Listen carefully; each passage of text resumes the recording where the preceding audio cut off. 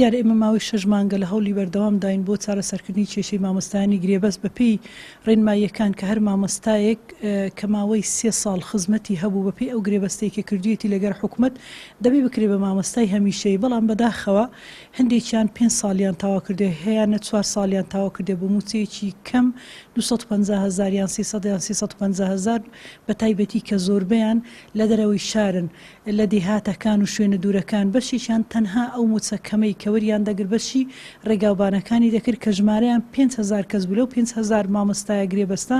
دەتوانین بڵێن زیاتر لە 500 مامۆستا بەهۆی کەمی موچەکە و ڕێگای دووری ناچار واز لە پیشەی مامۆستایەتی بهێنێ. بۆیە ئێمە فشارێکی زۆرمان خستە سەر وەزارەتی دارایی وەزارەتی پەروەردە، پێمان وتون بەڕاستی ناکرێت مامۆستا لەو ژیانە دژوارە بژی لە کاتێکدا کە وەزارەتی پەروەردە پێویستی بە مامۆستای هەمیشەییە نەک مامۆستای گرێبەست، و دیارە ئەگەر مامۆستاش ژیانێکی خۆشگوزەرانەی یاخود بڵێن ژیانێکی مامناوەندی بۆ دابین نەکرێ، ناتوانێت ئەو ئەرکەی کە لە سەرێتی جێبەجێ بکە. خۆشبەختانە دوجار گەیشتینە ئەنجام و بەڵێنمان وەرگرت کە لە زووترین دەرفەت ئەو مامۆستایانەی بە تایبەتی کە 3 ساڵیان تاوا کردووە لە گرێبەستی بکرێن بە مامۆستای هەمیشەیی.